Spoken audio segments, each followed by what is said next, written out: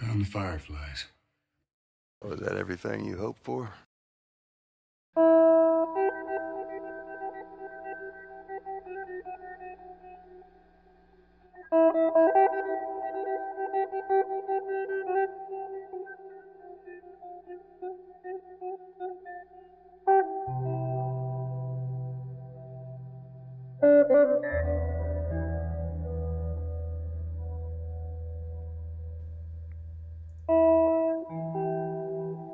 First time I played The Last of Us, I thought Joel was just another video game protagonist. Tough, quiet, gruff. The sort of character who doesn't say much because that's what action heroes are supposed to do. At the time, I liked Joel, but I don't think I understood him. That's the funny thing about growing older. Sometimes a story stays exactly the same, while the person experiencing it doesn't. When I was younger, I saw Joel through Ellie's eyes. He was stubborn, frustrating, sometimes selfish. He pushed people away, he avoided conversations, and made decisions that felt impossible to defend. Back then, I judged him. Looking back, I don't think I appreciated just how broken he really was. The opening 20 minutes tells you everything you need to know about Joel. Not because of what he says, but because of what gets taken from him. Sarah isn't just there to make the player cry. She's the emotional foundation the entire game is built on. From that moment onwards, Joel doesn't simply lose his daughter. He loses the version of himself that believed the world made sense. 20 years pass. The game skips over them. But you don't need to see those years. You can hear them every time Joel speaks. You can see them in the way he scans every room before walking in how quickly he distrusts strangers, in how rarely he smiles. Even his silence feels heavy. That's something I completely missed when I first played. I thought silence meant the writers had nothing to say. Now I realise silence is what they're saying.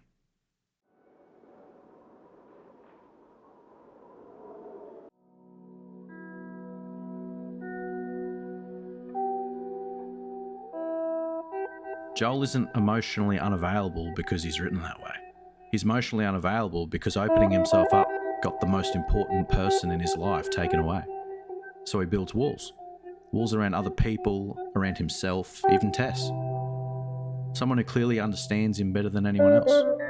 Never truly gets through those walls. Then Ellie arrives. And at first, she's almost annoying to him. She asks too many questions. She talks when he wants silence. She jokes when he's trying to survive. She refuses to become the hardened survivor the world expects. But that's exactly why she matters.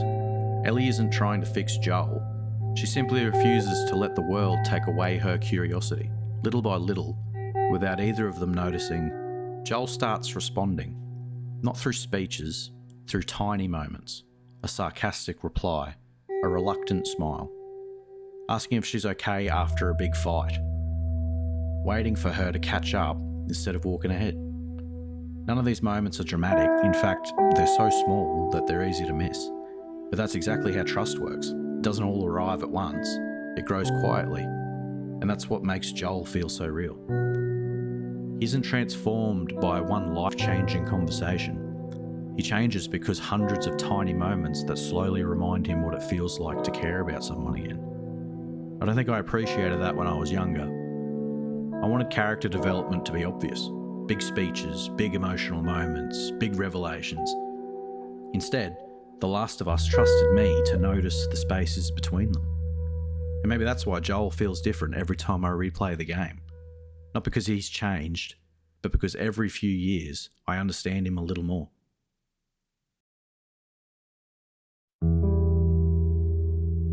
When I first played The Last of Us, I kept trying to decide who the good guys were. It seemed like the obvious question. Every story has heroes, every story has villains. I assumed this one would too. But every time I replayed it, the question became harder to answer. Because the older I get, the less interested I become in who's right. I'm more interested in why people make the choices they do. That's where The Last of Us feels different. It never asks you to admire its characters. It asks you to understand them. Tess isn't a hero. She survives by doing terrible things. Bill isn't a hero. His paranoia keeps him alive. Henry isn't a hero. He betrays people. He lies. He makes impossible decisions. And yet, I don't hate him. Because when you're responsible for someone else's life, survival starts to look very different. Even the Fireflies, the group that's supposed to represent hope, aren't presented as perfect. They lie, they manipulate, they believe the ends justify the means. The game never tells you they're evil. It also never tells you they're right. It simply lets you wrestle with it. That's something I've come to appreciate more as I've gotten older. Life rarely gives you the choices between good and evil. Most of the time, it's choosing between two outcomes you don't want. Joel understands that. So does Tess and Bill. Every character is carrying something: grief, fear, regret, and hope. None of them come through this world untouched. And that's why they feel so believable. Because they're not symbols, they're people. Flawed people. People who make selfish decisions, brave decisions, cruel decisions, and loving decisions. Sometimes all in the same afternoon. I think that's why the story has stayed with me. It refuses to make morality easy. The more life I've lived, the more I've realised people are complicated. Good people make terrible decisions. Broken people can do incredible things. Love can make you compassionate, and it can also make you dangerous. Maybe that's why I stopped asking who's the hero, because I don't think The Last of Us has one.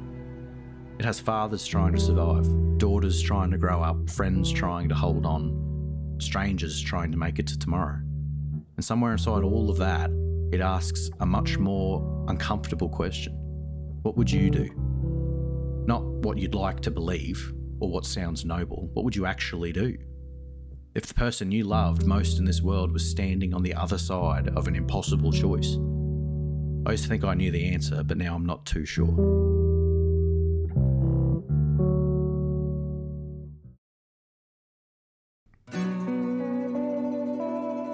When I was younger, I wanted games to keep moving. More enemies, bigger set pieces, better weapons. Every quiet moment felt like something standing between me and the next exciting thing. I'd sprint through abandoned houses. I'd skip optional conversations. I'd climb the ladder, grab the supplies and move on. I don't play like that anymore. Somewhere along the way, I started slowing down. Not because the game told me to, because I wanted to. I started waiting for Ellie to finish what she was saying. Looking out over rooftops, standing in places that served no gameplay purpose whatsoever. Sometimes I just stop and listen. That's something The Last of Us understands better than almost any game I've ever played. It isn't afraid of silence, it trusts it. There are entire stretches in the game where nothing happens. There's no infected, no explosions, no objective marker screaming at you to hurry up. Just two people walking, talking, existing together. Most games would be terrified of that. They'd worry you'd get bored. So they'd throw another fight at you, another cutscene or an explosion. The Last of Us does something much braver. It lets the relationship breathe. Because relationships aren't built during the dramatic moments. They're built during the ordinary ones. Ellie trying to whistle, a terrible joke book, looking around an abandoned record store, arguing over a pallet, looking at a poster that's been hanging on the wall for 20 years. None of those moments change the story, but they change how you feel about the people living inside it. By the time Joel calls Ellie baby girl, the game hasn't convinced you through one emotional speech. It's earned that moment through dozens of conversations that didn't seem important at the time. That's why it lands. And honestly, I think life has changed how I see those scenes. The older I get, the more I realise life isn't made up of milestones. It's made up of ordinary Tuesdays. Conversations in the car, sitting in silence with someone you love, laughing at something that wasn't really that funny. Those moments never seem important while they're happening until one day they're the moments you miss the most. I think that's why this game keeps finding new ways to affect me. It reminds me that the best memories usually aren't the loud ones. They're the ones that almost slipped past unnoticed. And maybe that's why the giraffe scene works so well. It isn't remarkable because of the giraffes. It's remarkable because for just a few minutes, the world stops asking something from Joel.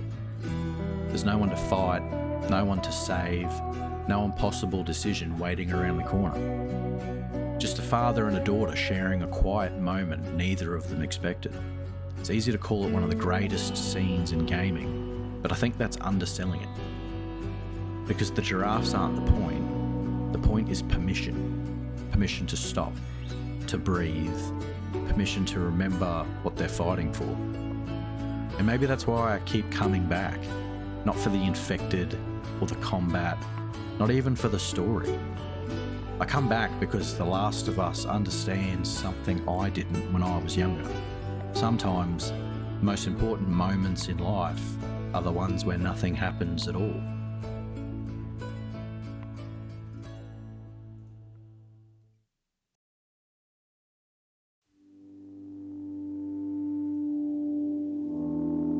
There's a reason people are still arguing about the ending of The Last of Us, more than a decade later. When I first finished it, I thought I understood it. Joel had a choice, and he chose Ellie. At the time, that was enough for me. I thought it was selfish. He couldn't lose another daughter, so he made sure that he didn't. Roll credits, end of discussion. But then life happened. I got older, I experienced more, I became a father myself. And somewhere along the way, that certainty became harder to hold on to. Not because I suddenly think Joel was right. I don't know if he was. That's the thing. I'm not sure I need to anymore. Because every time I reach that hospital, I find myself thinking less about whether I agree with Joel and more about whether I understand him. And I do. Maybe more than I'd like to. I understand the man carrying Ellie through those halls.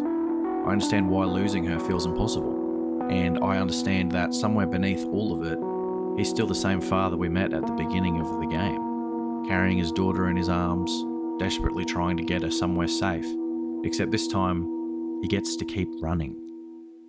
And maybe that's what makes the ending so difficult for me now, because I know what happens next.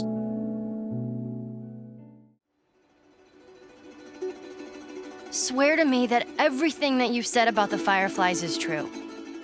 Ellie already knows something isn't right. Maybe not every detail, but enough. Enough to give Joel one last opportunity to tell her the truth. And he can't. I swear. He saved her life. That's the part of the ending I understand differently now. I'm not thinking about heroes anymore. I'm not thinking about villains. I'm thinking about a father and the thing he couldn't survive losing twice. Then the credits roll, and eventually I'll start the game again. I don't think I'll ever stop doing that. Not because The Last of Us, in my opinion, is perfect. It isn't. There are games with bigger worlds, smoother combat, more freedom, but none of that is why I come back. I come back because somehow I never return to the same game. Every few years, I walk the same streets in Billstown. I understand the same buildings in Boston. I hear the same conversations. I watch the same ending. Nothing has moved. Nothing has been rewritten. Joel makes the same choices. Ellie asks the same questions. The story waits exactly where I left it. But I'm different. When I was younger, I saw a survivor. Now I see a father. And I think that's what separates the stories we enjoy from the stories that we carry with us. Most games give us memories. A few become part of them. They sit there quietly as the years pass, waiting for us to come back and discover that something we thought we understood means something completely different now. Maybe that's why I've never really thought of playing The Last of Us again as replaying it, because I'm never revisiting it as the same person. There are years of my life between those playthroughs. Things I've gained, things I've lost, people I've loved, people I've become responsible for. And maybe that's what coming home really is. It isn't returning to somewhere that stayed exactly the same. It's returning and realising you haven't. So I know I'll play The Last of Us again. Maybe in a few years, maybe even in a few months. Maybe I'll understand Joel differently again. Maybe I'll notice something I've walked past a dozen times. Maybe a moment that means something to me now won't be the one that means something to me then. I don't know. But I think that's why I keep coming back. Not because I'm trying to experience the game for the first time again, I can't. Coming back to see what it means to me this time. The same streets, the same people, the same story, waiting for a different version of me to walk through it. Somehow, every time I do, it feels like coming home.